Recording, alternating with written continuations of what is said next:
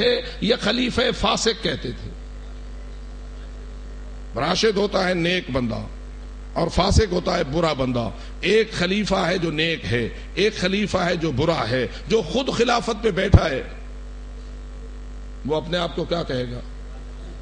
جی راشد ہی کہے گا. اور دوسروں سے کیا کہلوائے گا؟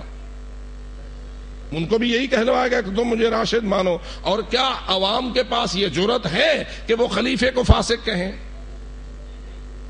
جی جو لوگ اس کی بیعت کرتے تھے، یعنی یزید کی بیعت ہوئی، عبد الملک ابن مروان کی ہوئی، مروان کی ہوئی، اس کے 4 بیٹوں کی ہوئی، پھر خلفائے بنی عباس کی ہوئی، ہر ایک کے زمانے میں بیعتیں ہوتی رہیں. جس کی بیعت کرتے تھے اسے فاسق سمجھ کے کرتے تھے یا راشد سمجھ کے کرتے تھے؟ تو پھر یہ خلفائے راشدین فقط 4 ہیں. یہ بات کب سے شروع ہوئی؟ اللہ کرے کہ آپ میرے نقطے کو سمجھ جائیں. آج کل کیا کہا جاتا ہے؟ خلفاء کتنے ہیں؟ خلفائے راشدین کتنے ہیں؟ 4. باقی کون ہیں؟ اتنے سارے جو لمبی لسٹ ہے تو وہ باقی کتنے ہیں؟ کیا ہیں؟ بس معلوم ہوتا ہے ایک زمانے تک سب کو خلفائے راشدین کہنے کی انہیں مجبوری تھی. جب سب کی خلافت ختم ہو گئی پھر یہ نظریہ سامنے آیا کہ راشدین فقط 4 ہیں اور باقی غیر راشدین خلفاء ہیں. تو میرے دوستو یہ کیا کہ تاریخی واقعات سے کیا ہوتا ہے اور کیا نہیں ہوتا یہ اپنے مقام پر. جب میں نے اسے یہ ساری تفصیل بیان کی اور حضرت مولا علی کے فضائل بھی بیان کیے، خاندان رسول کے فضائل بیان کیے، پنجتن پاک کے فضائل بیان کیے، بیت اللہ کا حوالہ دیا، مولود کعبہ کا حوالہ دیا، کچھ ٹائم میرا لگ گیا فضائل اہل بیت پڑھتے ہوئے. آخر میں وہ کہنے لگا انتم علی الحق، تم مجھے حق پر نظر آتے ہو.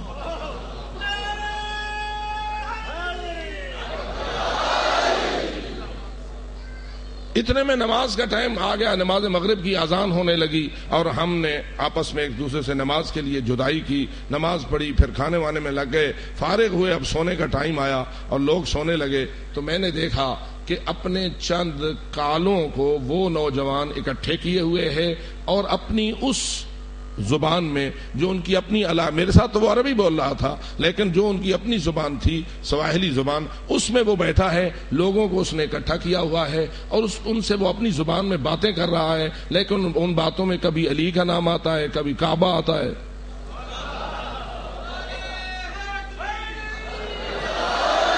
واضح ہے کہ میں یہ تو نہیں سمجھ سکتا تھا، پوری اس کی گفتگو اس کی اپنی زبان تھی، لیکن درمیان میں ان ہستیوں کا نام سننا مجھے یہ سمجھ آ رہی تھی کہ جو کچھ میں نے اس کو کہا ہے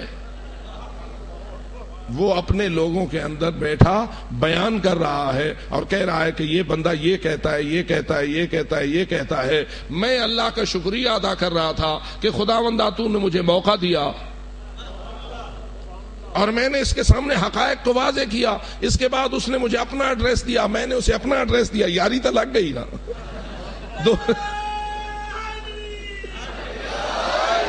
دوستی تو بن گئی. اور تو میرے محترم دوستوں میں آپ سے یہ عرض کرنے لگا تھا عزاداری کا مقصد کیا؟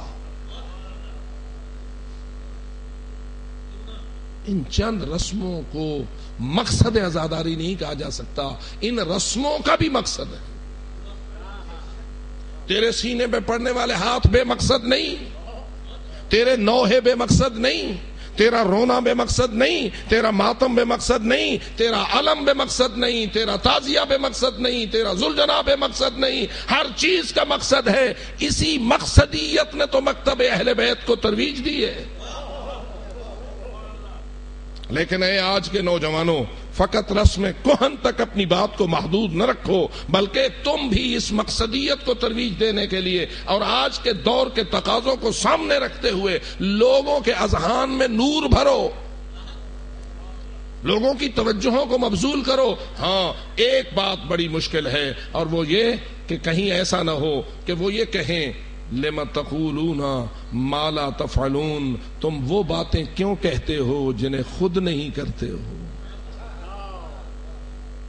تو جو ہے اور اللہ بھی فرماتا ہے کبر مقتا عند اللہ ان تقولوا ما لا تفعلون، اللہ کو سب سے زیادہ ناراضگی اس بات پر ہوتی ہے کہ تم وہ باتیں کہتے ہو جو خود نہیں کرتے ہو. اور واضح ہے ایسا مبلغ اور ایسا خطیب اور ایسا بیان کرنے والا اور ایسا امر بالمعروف اور نہی عن المنکر کرنے والا جو خود اپنی باتوں پہ عمل پیرا نہ ہو، قرآن فرماتا ہے اس کی ساری گفتگو سننے والوں کے سینے سے اس طرح اتر جاتی ہے جس طرح کے سنگ مرمر کے پتھر سے بارش کا پانی اتر جاتا ہے.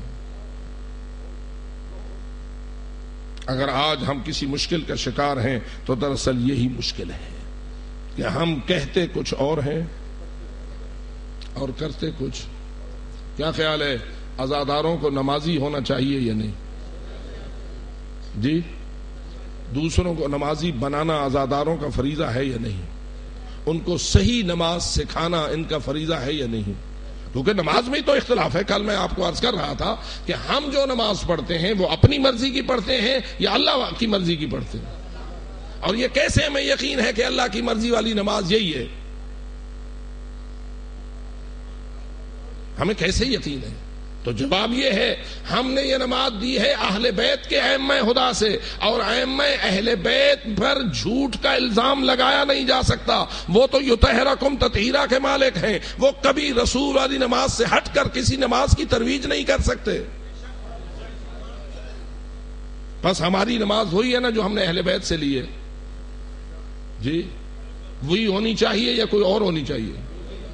جی پھر سوچ لو، پھر سوچ لو. اس لیے کہ آج تیرے ممبر پر ایسے غیر ذمہ دار لوگ آئے ہوئے ہیں اور غیر ذمہ دارانہ باتیں کر کے آج نمازوں میں اپنی مرضی کے مطابق کچھ چیزوں کا اضافہ یا کمی کرنے کے لیے کوشش کر رہے ہیں. اگر آج یہ کوشش کامیاب ہوئی، کل دوسرا اور کرے گا، تیسرا اور کرے گا، چوتھا اور کرے گا، اور کچھ سالوں کے اندر وہ نماز کوئی اور نئی شکل میں بن جائے گی اور نتیجتاً اہل بیت کی نماز کوئی اور ہوگی.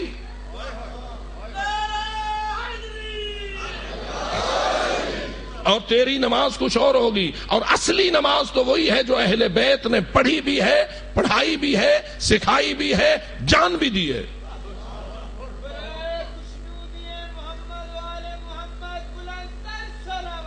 اللہ. اور عزادار کو فقط نمازی ہونا چاہیے یا مروج نماز ہونا چاہیے؟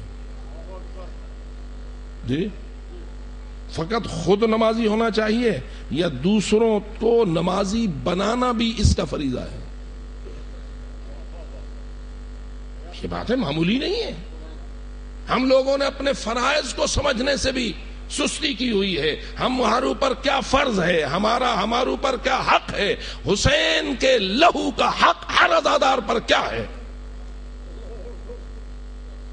اگر ہم یہ سمجھتے ہیں کہ ہم اپنے رزق میں سے 2-4 ہزار 5 ہزار 10 ہزار 20 ہزار روپیہ بنام امام حسین خرچ کر دیتے ہیں تو ہم نے بڑا کام کیا ہے. نہیں، دو